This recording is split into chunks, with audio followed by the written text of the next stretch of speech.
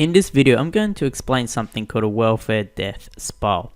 This is what's happening in many countries right now around the world, and it's right at the end of the death spiral.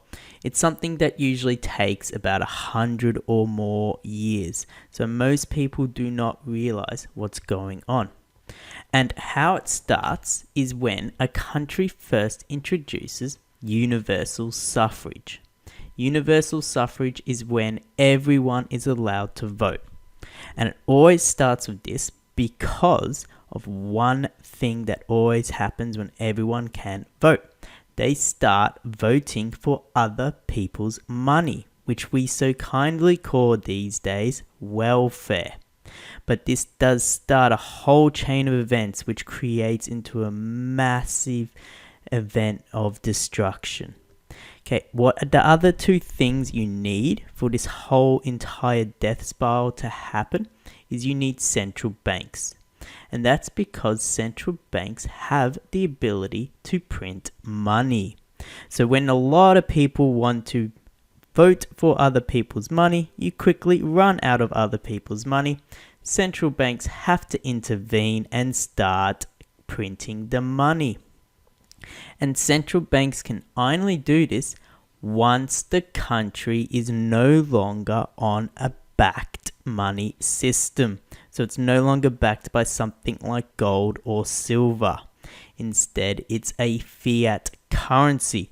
And the only thing it's backed by is debt. And debt plays a huge role in this death spiral. It is what eventually destroys everything. Okay, so let's have a look at what a mostly free economy looks like.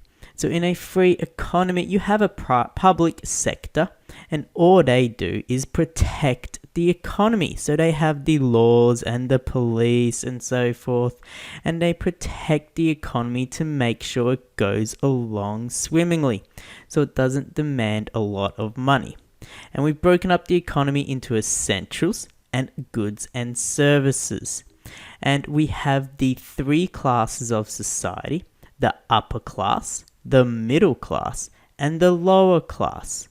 So the upper class are usually the business leaders, not the politicians yet, because politicians don't earn a lot in this kind of economy because the public sector is small.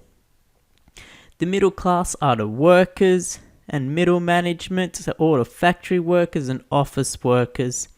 And the lower class is anyone who's either unemployed or they are employed. However, they can only afford essentials and very little goods and services. So for this video, remember, middle class and lower class are broken up into the areas of middle class can afford goods and services and essentials, whereas lower class can only afford essentials, maybe a few goods and services, but not much. So essentials are things like housing, basic food, and heating. So your bills, your rent, maybe your mortgage, because even you can be in lower class if you have a mortgage because it all goes to the mortgage and very little goes to the goods and services sector. And simple, cheaper foods. You're not going to go out and buy more expensive foods because you're lower class. So the goods and services sector is everything else a society demands and likes, but you don't need it to live a very rudimentary life. So this can be cars, bikes, and even meat. So if a society is creating all these things, they have all these things to buy. And in a free economy, they create all these great things like cars and bikes, which is what a lot of Western countries did a very long time ago. So at the start of the 20th century, you had Ford and General Electric in America making everything for a lot of the world. And that's where America got a lot of their money, because they had a free economy and they had a strong goods and services sector. Okay, so what happens when you have a free economy is that a lot of money goes into goods and services. It comes from other countries who want to buy your things. For example, other countries wanted to buy the Ford cars from America, and they wanted to buy like their meat and bikes and other stuff they were making. The upper class buys the goods and services, and so does the middle class. And the more money in the goods and services sector means more money for the middle class and upper class, because that's where most of the jobs and money is. So if you got a job, you're getting it from this sector here, most likely. And in essentials, everyone has to pay into the essentials, except for other countries. If you got a rich country, you don't have to sell your essentials to other countries because you can sell your goods and services. When a country starts to sell their essentials to other countries, it means their country is falling into poverty. So if your country's selling a lot of housing, land to other countries, your country has got now a weak economy because it doesn't have enough of the other goods and services and has to sell its essentials. And the public sector is small. We've only got $2 signs under the public sector. Not a lot of money goes into it yet. So now we have the introduction of welfare. What happens in welfare is that you have money disappear from this goods and services sector because the middle class and upper class are going to start getting taxed, and it moves into the lower class. So we've got the public sector now getting bigger because they employ more to redistribute the money into the lower class. However, what happens when you start doing this is because you've started taxing people, there's less money in the economy. Less money means less jobs. So you lose some of the middle class and they go into the lower class. So now you've got less money in the economy of goods and services, goes to the public sector, which is redistributed to the lower class. But because you have less money in goods and services, you have less jobs, which means more people go into the lower class. And this starts a chain of events. It starts a loop. Because lower class is getting bigger, it means you need to start taxing more from the middle class and upper class, and that means less money going into the economy. And the bigger the lower class gets, the more taxes needed. So once you start, it's very hard to stop, and you start destroying the middle class. Okay, so what basically every country has done when this has happened, when they've noticed that like their economy is starting to weaken, people are losing jobs, people are also earning less money because there's less money in the economy. So what a lot of governments did in their infinite wisdom is that they introduced minimum wage. Now, minimum wage had terrible results in most economies. So what happened is, as soon as you introduce minimum wage, well, it takes a while, years or decades even, industries like the car industry, bike industry, any other industry where you sell a lot of goods and services, they disappear and they go to other countries, which is what's happened now. If you look at America, they do not make as many cars or other kind of things anymore. They all are now made in countries like China and Vietnam because it's cheaper. Because we can no longer, or Americans and other Western countries can no longer afford to make those things. But this also means there's less money in the economy again because there's less jobs for all these people. There's less goods and services being made and being sold. So a lot of money is lost and it goes all the way to the other countries.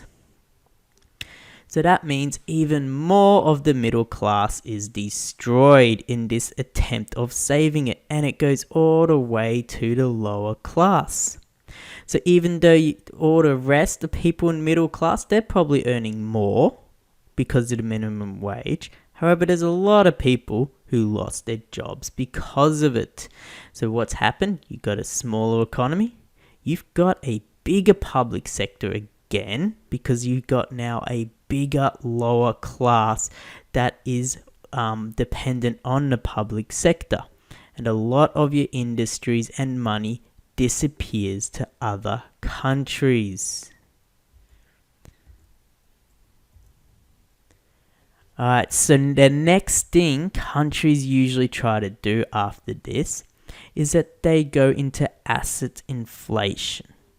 And to do that, you can no longer have your currency backed by gold or silver or anything finite because you need an infinite supply of money. And they do that by going off the gold standard and going on to fiat currency. And that happened in America in 1971. And then there was about a turbulent decade of craziness with stagflation, and ever since we've been in a 40-year-long asset inflation economy. And most people have loved it. However, it cannot last. So what you have now is because you're losing a lot of money in your economy, we only have $4 signs, we start flooding it with a whole bunch of debt and bank loans. So look at all of this money just sitting off to the side. You go, hey people, buy this house, we'll give you this much money for it. Buy this car, we'll give you this much money for it. So instead of getting money from other countries by selling them stuff, we now get the money by getting out debt. And the cheaper you make the debt, the more you can throw out. For example, if you have 20% interest rates, not a lot of people can afford the debt. But if you have 1% interest rates, a lot more people can afford debt and pretend to be wealthy. So you get a lot of people in the lower class who can afford this cheap debt and pretend to be in the middle class, but in reality they're in hundreds of thousands of dollars of debt just to have a roof over their head and food in their stomach. So what we have here next is our inflation bubbles. So in Australia, we have what's called a super fund, superannuation fund. I think in America it's the 401k, but they're all essentially the same. They're where you have to put money towards a kind of stockbroker who bets on the stock market for you, and you cannot get the money out until you're at retirement age, which I think in Australia is something like 68, and by the time I'm that age, it will probably be 150, and no one can get it if super is still even around. So you have all of these big, huge bubbles that are propping up the three classes. Almost forgot the word then. The wealthy get the biggest boost from this inflation bubble because they have super, property, bonds, and stocks, and they have the most of it. And a lot of the debt is just flooding into these bubbles. You get the middle class, they're sitting nice on the property bubble as well, and the super bubble, so they feel like they're very rich too. The poor get a little boost in their super. Not too much, but just a little boost in that, because they do earn a bit of money. It does go a bit to that stock market. So what you get a kind of mental kind of shift where people now think they're rich. They're like, oh look, my property's gone up 3 times in the last 10 years. Oh look, my super has gone up 2-3 times in the last 10-15 years as well. This is great. We do not have to save money anymore. Now we can spend as much money as we want now and live the high life because we can retire on our property and our super. So what happens in this asset inflation stage is you finally get people in the poor sector going into the middle class because they now have access to a lot of money here through debt, which puts them in the middle class, which makes them look like they're actually wealthy. But remember, it's all debt.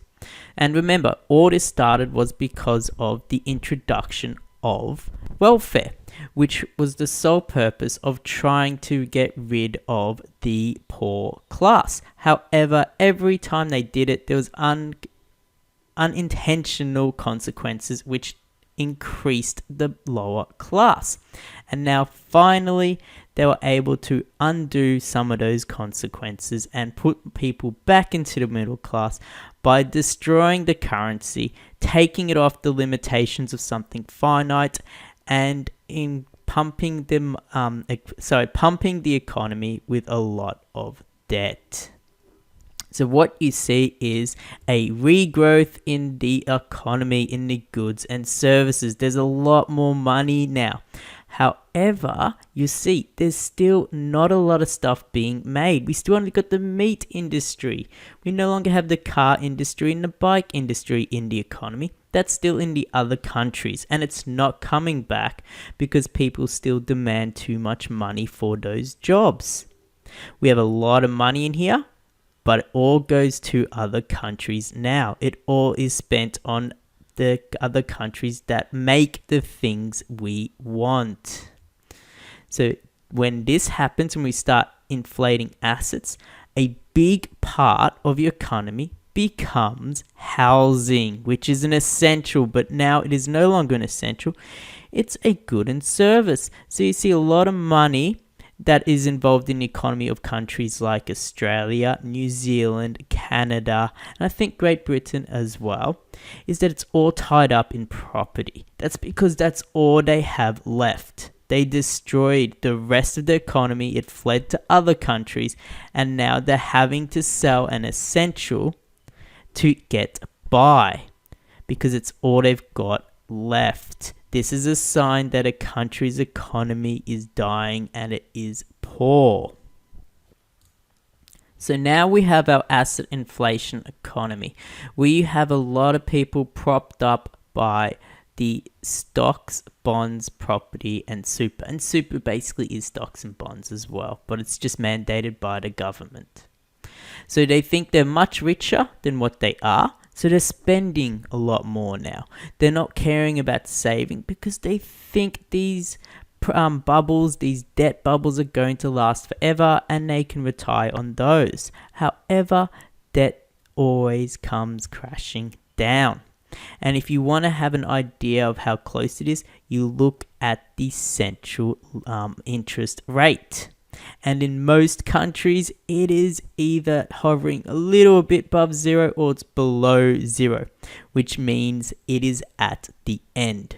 The debt bubble can't get pumped up anymore right now. It is almost gone.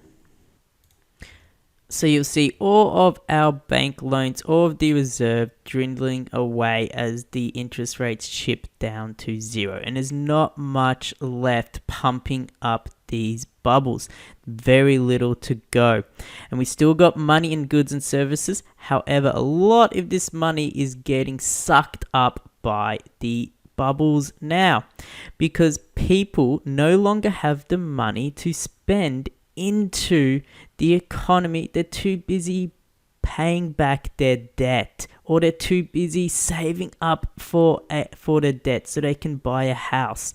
So it starts sucking money away from the economy. So it's now starting to get too big for its own good, and it's starting to destroy the economy. And in response, the public sector starts taxing more. Like, we need more money to redistribute among the people. So you start losing more money from the economy. And this lasted in most countries quite a few years. Remember, this bubble asset inflation part of an economy started around the early 80s of most Western countries, and we're still in it. We're right at the end. We're at this part right now when it's all getting sucked up and we're losing velocity in the dwindling, weak economy we have left. And this is what was happening in 2019. Before the whole cough came around, you would have heard that there was a lot of problems with the retail sector. There wasn't a lot of purchases, and that's because there was money getting sucked out. There was no money left. The velocity was going. And governments everywhere needed a reason to put more money into the economy. And thankfully for all the governments and the central banks, a miracle came around to save them, which came in the form of a cough and gave them the perfect excuse to start printing money and pumping it back into the sector.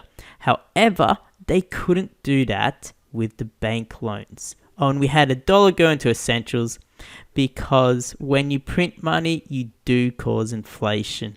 Most of the inflation is in the assets. However, if you buy a house and then sell it 10 years later for double its price, you will go around and start purchasing other things, which brings up the cost of everything because more money went into the economy.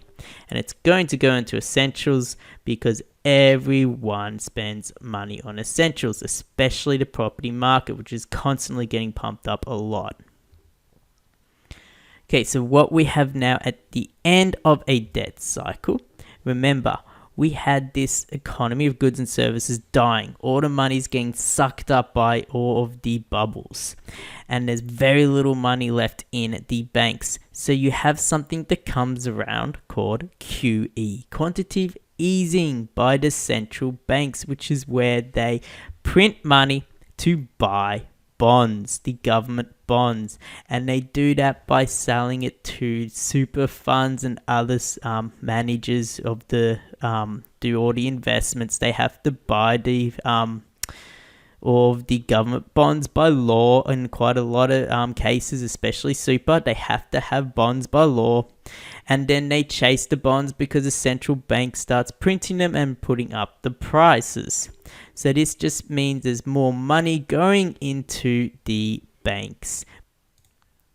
And all this money goes into the banks because the super buys the bonds, and the super and other investment bodies also have bank accounts at banks. So it goes into the accounts of the banks, and they have more money to play with through fractional reserve lending. So you see essentially have money going from the QE, the central bank, to the debt of the banks and straight back into the bubbles that everyone is in love with. So this is what most countries are doing right now. Every single Western country started a QE program in 2020. However, when you do this, the debt bubbles are still sucking up money from the goods and services sector.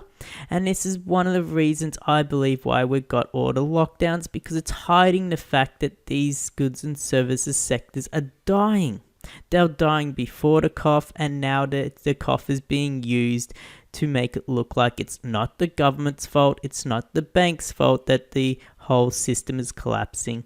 It's all due to the cough. So you're going to see them get away from it, and it's the greatest smokescreen ever in history. So you see now it's all going into essentials because once you do QE, you're pumping more money into the economy. You're going to be inflating it more because you're going to have the trickle-down effect from the bubbles going into essentials and into some goods and services, but mostly essentials because most people are now poor. They're not rich. They only look rich because most money is going into their debt obligations. So you have a lot of people spending most money on utilities, debt obligations, and then very little on goods and services now. Okay, and then next what happens is you have the bubble pops because it's drained so much money from the sector. The QE's only trying to pump up these bubbles, but there's no actual money floating around in velocity left. So you have a crisis when the QE is not enough. The bubbles come crashing down and you get a flash crash. Now this is what's going to happen next. It threatened to happen in 2020. And it's going to happen most likely in the next few years, depending on what country you're on. Some countries have a bit more time left than others. America and Europe, very close to this kind of event. They are on a knife's edge right now. So you're going to have the bubbles completely collapse just because there's just no money left. It's all debt, and people are just too busy paying back that debt. So it all comes crashing down. The central banks print more and more and more and try and fight the crash, but it's still going to be a crash. Most likely you'll see houses come down 50%. You'll see stocks go down a lot. Depending on how well the QE can print and fast is depending how quickly it can save it. And this can happen maybe one big time or a few small times. I can't predict it, no one can, but there's a lot of deflationary forces that are pressing towards this kind of scenario. So you have all of the debts come crashing down right now. But unfortunately, unlike what happened here, the middle class doesn't go down smoothly like that. What happens is because the whole economy and all of their wealth was in these inflation bubbles. Everyone's wealth was from housing and their super. That's why everyone thought they were rich. They weren't saving much. And now that's all gone, and they're going to lose their house because they've probably lost their job because there's no money in the sector anymore. And the little debt that was left, or the money created by debt, is gone too. So what happened to the middle class is they disappear. Same with some upper class. And it will be massive, because the debt bubbles were huge, bigger than the Great Depression, because the debt bubbles are much bigger than what was in the Great Depression, so the fall is going to be even bigger. And you now have everyone in the lower class. Barely anyone can afford goods and services. People can't even afford meat anymore. That's now a rarity. All people can afford is a tiny little house you've crammed 20 people in, and some bread, and hopefully a heater so you don't all die from cold in the winter if you live in a cold place. So you got a massive lower class now. The remnants of the middle class are struggling. They're trying to stay in the middle class, but it's very hard. And you've only got the very resilient upper class left, especially those in the public sector, because the public sector does not get impacted by the economy because they can still steal money no matter what. Although there's less people to tax, so they do go down in size. But the people at the top of the public sector, I'm pretty sure they'd still be doing quite well. And the last thing that happens at the end of this debt cycle, the last remnants of the goods and services economy basically disappears. There's very little of it left, especially in the housing, because that bubble has gone and barely anyone can afford meat or anything else anymore beyond the essentials. So you got almost no jobs left. You have a lot of unemployed right now, and they're all dependent on the public sector, and they all expect it because everyone is used to getting free money from the public sector for many decades now. So what happens in the next part of this cycle is you got the welfare continues. You still have people who can vote. You still have people who vote for other people's money. However, there's no one left to vote with money to vote for their money, except for a few real wealthy upper class, but you're not going to get their money. They're beyond reach most of the time. So the only option left is to keep printing it and to give it straight to all the voters. And this will come into some kind of form of like universal basic income, most likely through a central bank digital currency. Will be nice and easy, and all the money goes straight to the people because they're voting for it. They want it. They think they deserve it. They think they can have it. However, this is now the last part of this death spiral. This is where hyperinflation can come out of, because everyone's so desperate for the money. There's no money left in the real economy. You print it all. What happens? It all gets flooded into what economy is left, which is the essentials. We're not making much anymore. Even these houses shouldn't even be here. I'm going to cross that out. That should be gone. No one's making houses anymore. No one has that kind of money. You're just trying to get the houses you can. There's a lot of empty houses people are squatting in. And it's just a lot of money flooding the system. When this happens, is you got people trying to chase the price of things, but they can't keep up. So for example, bread will go up twice in a week, but your wage doesn't. It only goes up, let's say, a quarter in a week. So you're losing money every week and you're constantly trying to buy stuff, trying to keep up with this race. What happens then? Even some of the resilient upper class lose their status and they can go straight into the lower class. Same with the middle class. It is all disappearing now except for the free money. And what you have left is a very tiny upper class of about 5% of the population, 95% of the people abject poverty, reliant on free money from the central bank, which is devaluing every day. So they're getting poorer from this money, but they still need it because there's no economy left for any work. And then you have the lower class getting bigger, and you have still all the QE going everywhere. And at the end, you get this. You'll own nothing and you'll be happy. This is straight from the World Economic Forum. They have about 10 things they think will happen in 2030. Their number one is this. And that's how you'll get there. And when they say you'll, they don't mean the top 5%. They mean this big 95% of people who have lost everything and now can only get printed money. And you will own nothing because there's nothing left being created and the money you have doesn't go anywhere. Buys you barely anything. And like I said before, they think this will happen by 2030. So we have a kind of a time frame when to expect where we'll have this kind of end result. So we're not here yet. Remember, we're still at the end of the asset inflation stage, right before the big flash crash. And then everything will go crazy until this end point. And it all starts off 100 years ago because of universal suffrage and welfare.